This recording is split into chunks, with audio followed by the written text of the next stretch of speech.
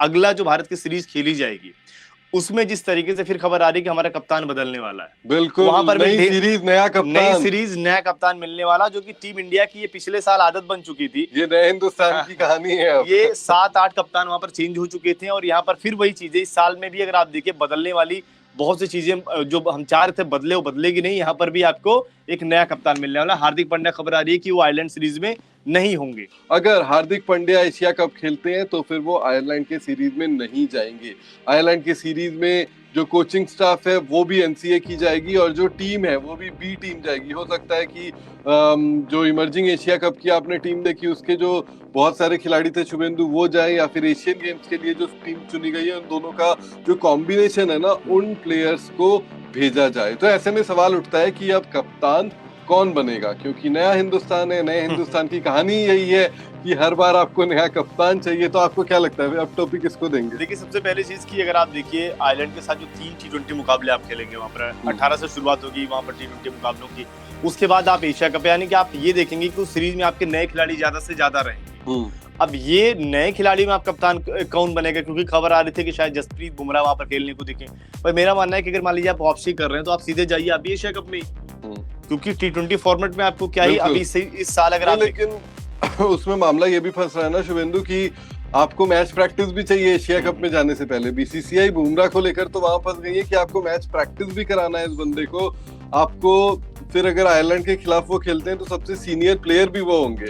इसी लिहाज से हम कह रहे हैं कि जसप्रीत बुमराह का एनसीए में जो है ना वो 2, जैसा कि हमने आपको 2-3 दिन पहले ही बताया था कि प्रैक्टिस मैच एनसीए में खेलेंगे और उसके बाद ये फैसला लिया जाएगा कि वो फिट है या नहीं। हालांकि जसप्रीत बुमराह फुल इंटेंसिटी से नेट्स में बॉलिंग कर रहे हैं तो इसका यही मतलब है कि अब वो फिट हो चुके हैं।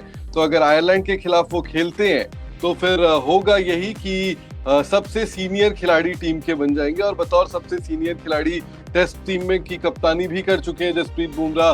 तो ऐसे में हो ये जाता है शुभेंदु कि आप उन्हीं को कप्तान बनाएंगे। हालांकि हो सकता है मुझे कि राहुल द्रविड़, वीवीएस लक्ष्मण और अजीत अगरकर की ये सोच ना हो और वो किसी युवा खिलाड़ी को भी कप्तानी दे सकते हैं। हमने पहले इसमें भी देखा कि ऋतुराज गायकवाड़ को एशियन गेम्स में कप्तानी दे दी है, जबकि बात बहुत हो रही थी कि शिखर धवन को मिल सकती है, हालांकि वो नहीं हुआ। अब ऐसा ना हो कि शिखर धवन को आयरलैंड सीरीज में भेज दिया जाए, मैं बस वही नहीं चाहता।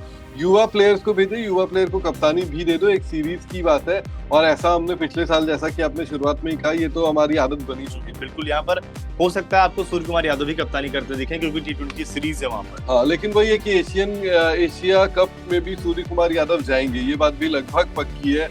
भले प्लेइंग 11 में ना हो वो, क्योंकि ओडीआई सीरीज है और ओडीआई में हम सभी को पता है कि आईपीएल से पहले ऑस्ट्रेलिया के खिलाफ 3 वनडे मैच की सीरीज में तीनों डक जो है वो काफी ज्यादा चुभे थे। अब देखना है कि वेस्ट इंडीज में वनडे सीरीज में सूर्य कुमार यादव क्या कर पाते हैं और अगर वहां पर वो ठीक कर पाएंगे ना तो हो सकता है कि वो भी आयरलैंड में ना जाए और वो भी एशिया कप के लिए सीधा कैंप में पहुंचे। एशिया कप के लिए रहेंगे तब तक शायद अय्यर भी टीम में आ जाए। हाँ, अय्यर भी आ जाए। अय्यर को भी हो सकता है कि अय्यर अगर रिकवर कर जाते हैं तो अय्यर को आयरलैंड भेजना पड़ेगा फिर आपको, क्योंकि मैच प्रैक्टिस की तो जरूरत है। आप एनसीए भेजने से पहले ऑलरेडी एनसीए में ही, एनसीए निकाल कर आप कहीं भेजेंगे उसके बाद कैंप तो अब ये बताइए अगर मान लीजिए अय्यर भी फिट रहते हैं, वो आयरलैंड की सीरीज में जाते हैं T20 में, वहां पर बुमराह भी फिट रहते हैं, उनको भी जैसे कि मैच प्रैक्टिस के लिहाज से दोनों को आप सीरीज पर भेज देते हैं, तो दोनों में से कप्तान मुझे लगता है दोनों को नहीं बनाना चाहिए। नहीं, अगर दोनों में से किसी एक को चुनना होगा तो आप जसप्रीत बुमराह को चुनेंगे, क्योंकि सीनियर खिलाड़ी है वो श्रेयस अय्यर से और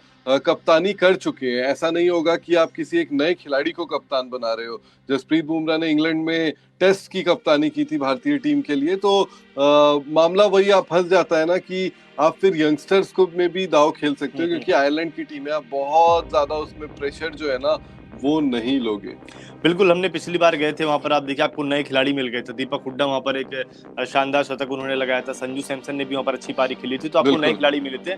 अब यहाँ पर वही है जैसा आपने बोला कि नए खिलाड़ियों को मौका देना चाहिए, लेकिन हमारे साथ दिक्कत ये रही कि हम ऐसे मौकों पर भी सीनियर खिलाड़ियों को कप्तान बनाकर भेज देते हैं। हाँ, हमने शिखर धवन को अभी लगातार पिछले 2 साल में भेजा ना, वो T20 में काफी लंबे समय से उनको अपने इंटरनेशनल क्रिकेट में बाहर कर दिया था, लेकिन इसके बावजूद जिस साल आपका T20 वर्ल्ड कप था, उस साल ओडीआई में आपने उन्हीं को भेजा। अब ओडीआई का साल है, आपने शिखर धवन को बाहर बैठा दिया।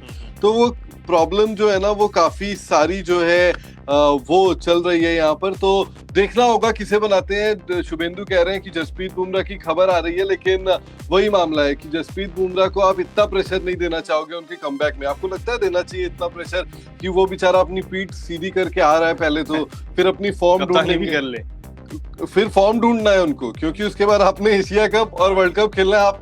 हम और आप कह रहे हैं कि जसप्रीत बुमराह साहब हमारा मेन गेंदबाज होगा इन दोनों बड़े टूर्नामेंट मतलब में। आप ये कि 1.5 साल बाद, तकरीबन 1 साल के गैप के बाद वो टीम में वापसी कर रहे हैं और फिर सीधे कप्तान बना दिया जाए, तो उनके ऊपर ही कुछ ज्यादा ही ये प्रेशर हो जाएगा। ऐसे में किसी नए खिलाड़ी को बनाया तो बेहतर। अगर सूर्य कुमार यादव भी वहां पर है तो मुझे लग रहा है उनको ही बना दो आप।